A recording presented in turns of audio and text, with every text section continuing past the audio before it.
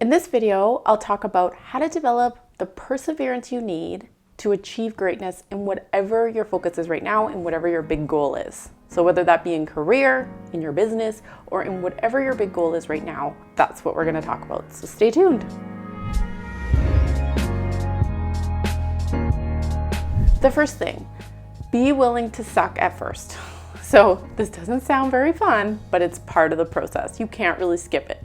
So for example, with interviews, lots of people go on a few interviews and then they give up. So they say, this isn't working. This isn't gonna work for me. I'm gonna quit for a bit. I'm gonna take a break, they say, or I'm gonna stop for now. Maybe they want to make a career transition, like some of my clients, or maybe they want to start a business. Maybe they send out a few resumes, they talk to some people, they get some interviews, but they don't get an offer.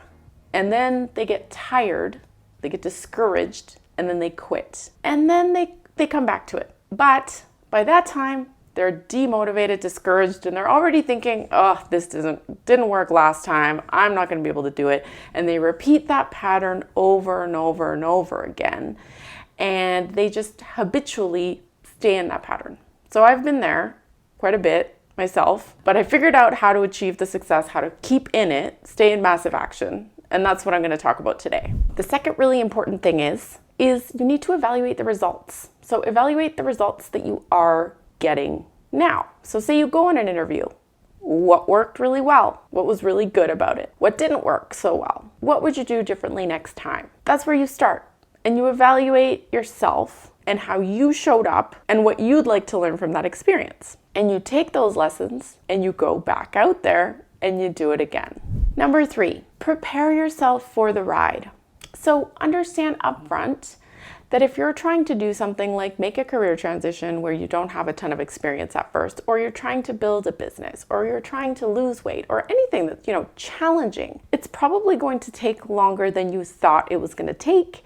It's probably going to be harder than you thought it was going to be. And it's not easy. That's why a lot of people don't do it. That's why a lot of people give up, keep trying, but don't actually do it because they're wasting a lot of time giving up. And they're wasting a lot of time not being motivated and not having the inspiration to keep them going. So just accept that it's going to probably be challenging, and that is okay. When you are buckled up for a challenging ride, you are a lot more motivated to go and find the things that you need in order to get through it, find the information that you need, and to just keep going until you get there. So for example, when I started my YouTube channel, in the beginning, no one was listening. I had 2 views on my first video, and it was my mom who'd viewed it and me.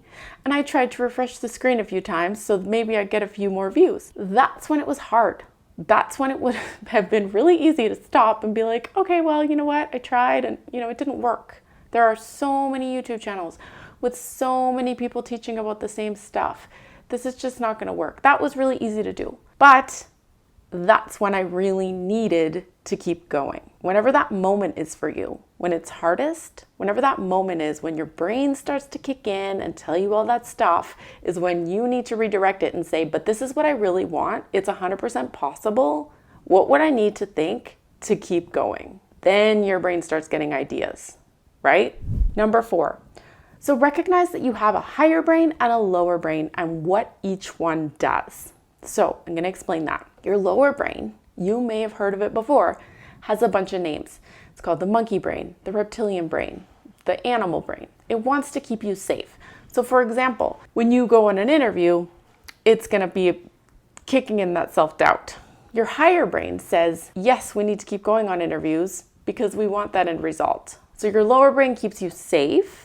It says, you got rejected at that interview. I don't think we should go on anymore. Just stay safe. Just keep the job you have. Just stay where you are. Everything is fine. You don't need to do any more. It's dangerous out there. And if you go do that again, you might die, right? Your higher brain says, but you really want more for your life, don't you? Like, don't you want to make more money? And don't you want to have more fulfilling work? And don't you want to help more people? And don't you want to work on interesting projects? Let's do that again, because we know we're going to get there.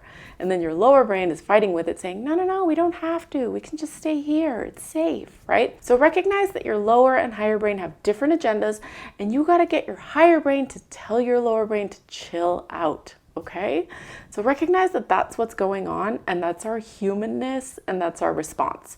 So our lower brain is there because, say, if we're being chased with someone with a weapon, our lower brain is going to be like, get out of there, you're not safe. And that's a useful response. But when it comes to going out on stage and giving a public speech, our lower brain's doing the same thing. It's saying, get out of there, that's scary, you might die, people might judge you, but you're really going to be fine. That's just an emotion, right? So you can see lower brain has a very useful purpose, and it's good that we have it, but for most cases in our life, it's not serving us. So the way that we persevere is we get our higher brain to tell our lower brain to chill out. I hear you, but I'm not listening right now because I know that, the worst I can feel is a feeling, and I'm okay with that. So if you don't know me yet, my name is Natalie Fisher. If you're new to the channel, welcome. Please subscribe and leave a thumbs up if you liked the video. If you didn't, give me a thumbs down. Cool with that. And join me for my free workshop. I have a free workshop you can sign up for below. It's called How to Get Any Results You Want in Your Career or Your Business. And I'm going to teach you the following. So the first thing I'm going to teach you are the 2 components you need for success in any goal that you're trying to achieve. I'm going to teach you the main coaching tool that I work through with all of my clients for achieving their goals, for solving any problems that they might be having now. I'm going to teach you how your thoughts and your day-to-day thought patterns on a day-to-day basis have been affecting the results you have now in your life, like what's showing up in your life right now, what results you're producing and why, and how to change those results if you're not getting what you want right now. And then I'm going to show you what the next steps are for you to move forward in order to get those results you want, even if nothing you've done so far has worked. All right, so I look forward to seeing you on that workshop. Click below, and if you'd like, I'll see you on the workshop, or I'll see you in the next video. Thank you so much. Have a good day. So if you like what I'm talking about on these videos, if you've checked out my website, www.nataliefisher.ca, you'll know that I am a business and career coach. I help people to achieve those goals in their life, either get their dream jobs, start a business. I help you with those impossible goals, even if what you've tried in the past has not worked yet.